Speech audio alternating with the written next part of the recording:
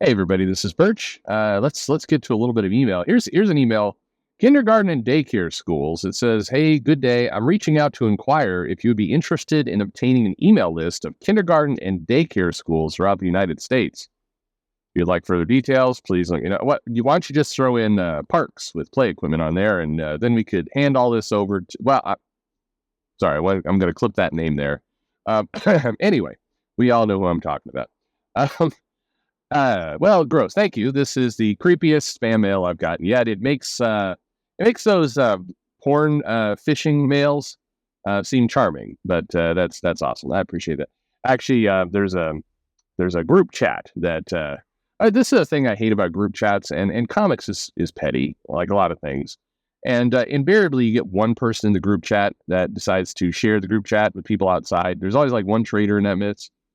And so this is how I get a lot of screenshots of group chats where people are talking crap about me. And one of them, guys, like I'm gonna get Perch put on a bunch of spam lists to clog up his inbox, just as a joke. So maybe that's where that came from. Anyway, thank you for that. Thank you for that. Here's spam for NordVPN. Okay, thank you. We'll just get rid of that one. Let's get to an actual mail. It says. Actually, there's no mail. There's just a subject line. I think it pretty much speaks for itself. Why exactly is one more day still in place? Spite. Pretty much. No, I mean, mostly spite. No, I think it was a decision that Marvel made. They believed they needed to make it in order to. Here's the weird logic of all of it. Marvel believed that the character, Peter Parker, and being married to Mary Jane, was aging him. And it was starting to become unrelatable by comic readers. Because as we know, in real life, people who read comics do not age. They stay constantly the same age. But in the comic book, Peter Parker was married, and this made him seem like a grandpa and unrelatable. Many of you may remember like the duds of comics that came out during kind of Peter and MJ's relationship, like Kraven's Last Hunt, which everybody said was super dull and unrelatable.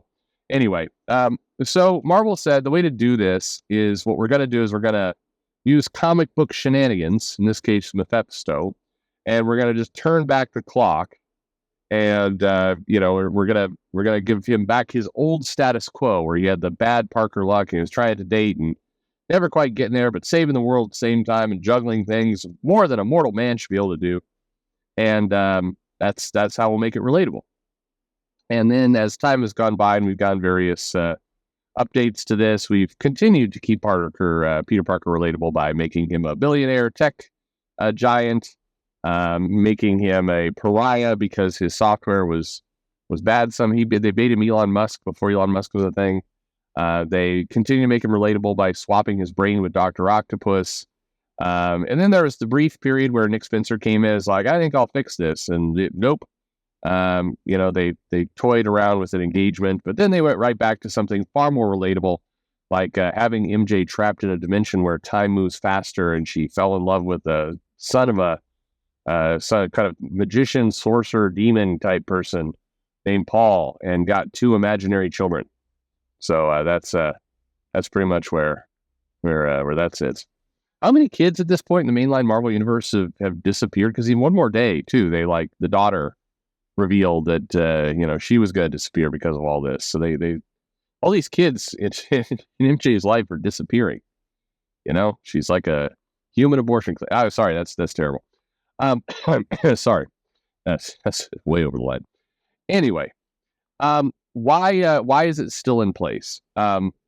Again, because Marvel's sticking with that story that he's relatable when he's single and when he's got bad Parker luck and everything else. That's kind of the institutional knowledge. That's the Bible.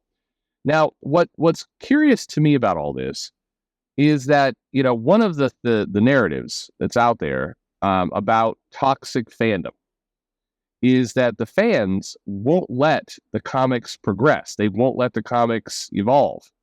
That they just want everything trapped in exactly the status quo that it is. So I find it weird that, and by the way, if you talk to people in Marvel, they will tell you that far more people, you get one of two answers. Usually you get the answer of far more people like single Peter Parker, the current status quo.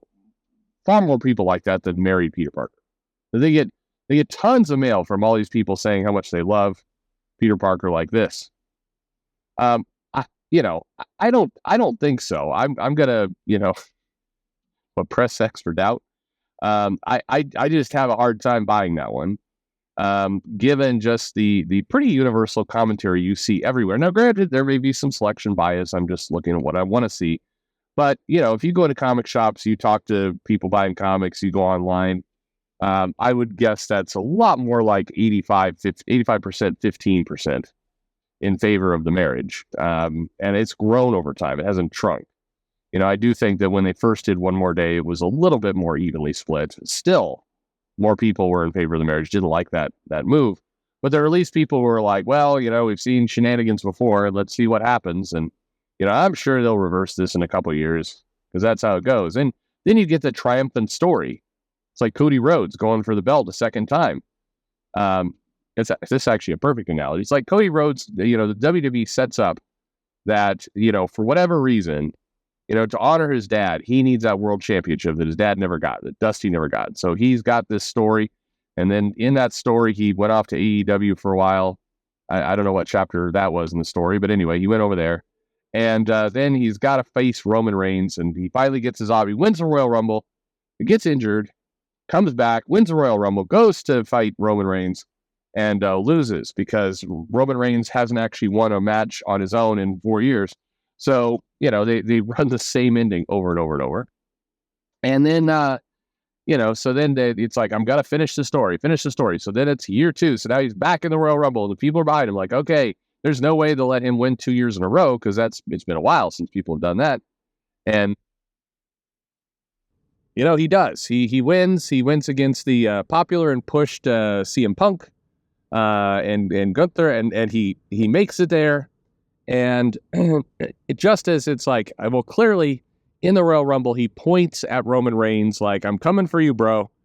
And then a week later, it's like, hey, The Rock, The Rock has a little gap between movies because of a writer's strike, and he showed up, and we should have The Rock challenge Roman Reigns to be head of the table, and then Cody can go for the other belt. But meanwhile, we're gonna crap all over the other belt for it being crappy, and the guy who's holding it is also injured. So this is how we're gonna complete the story. Anyway, that's wrestling for you. But weirdly, it mirrors comics quite a bit because comics since they did One More Day has been a lot like that. Of hey, are they going to get back together? Oh, there's a special, there's a lady with red hair running around who may have powers and knows about Peter and all the rest. Nope, that's Jackpot. That's actually some other woman. And never mind, it's just a wig. It is not MJ. Okay. All right. Well, now MJ's coming back to town, and does she know? It seems like she knows about this deal that Peter doesn't know, and maybe now we're going to get the recovery story where she's going to travel through heaven and hell to restore her marriage, and it'll be a great character arc for her because she's been the supporting character, but now this gets to be the main character where she gets to save Peter by restoring their marriage and their love and everything else, and that's where we're going with it. Nope, we're not going to do that. Okay, Nick Spencer's here, and they're dating. That's good, and he's walking around with a ring, so this is how we're going to get back to there. Nope, we're going to do like it feels a lot like that, and I think for a lot of comic readers, they believe that one day it will happen. And I'm one of those people. I think one day they will restore the marriage because there's just too much money on the table to do the MJ saves Peter arc and they get the marriage back and all the rest. Like there's just too much money in that. And Ultimate Spider Man, where there is the marriage and the kids, one issue has come out and people are loving it. Now we'll see if they still love it 6 issues from now, but right now it's getting a lot of hype. And so, it's very clear that there's money to be made. But Marvel is going to kind of continue to go with the combination of, no, we need to keep the characters trapped in amber, but we want to gaslight the fans and say it's them who's making us do this. And separately, there's a lot of money to be made in toying with the fans. And to be fair, you guys may not like it. That is true. The WWE's doing all this. They have had some record events through all this with people chasing this belt and what's going on there. And the same thing is true with Spider Man. There a lot of the sales, I don't know about a lot of sales, he's a popular main character, But there's a portion of the sales, certainly, that are people who are just hanging in there, waiting for this thing to come back. And Marvel knows this, and so they'll jerk that around as long as possible. And to be frank, it is a business. And so if that's a successful strategy, well, you can't really fault them for that. The problem is there tends to be a cliff where you jerk people around too much, and eventually they get tired. They come to the conclusion it's not worth the wait, or, I'll just come back when you fix it. And I think we are approaching that moment. My prediction, if you've heard other videos, is that one more day we'll be we'll go out of place in alignment with the movies at some point. In the Spider Man movies, the next three, they're going to get the Peter and MJ. Right now, she doesn't remember him. They're going to get them back together, and they're going to, then they'll be dating, and there'll be some big conflict. And I think they're going to move to a wedding in somewhere in these movies. And when they do that, when they head there, then the comics will follow suit, because, they'll be like, well, the movie's doing it, we got to do it, because that's the other piece of dumb logic we got to adhere to. But, that's 5 years away at best. So buckle up. We're going to get more Paul for a while. Anyway, thanks for the mail. And thank you for the people who have got me on a bunch of spam lists. Really appreciate that. That's nice of you. That's really nice of you. I think it's so cool when YouTubers screw with each other. That's awesome. I love it so much. Thanks for listening.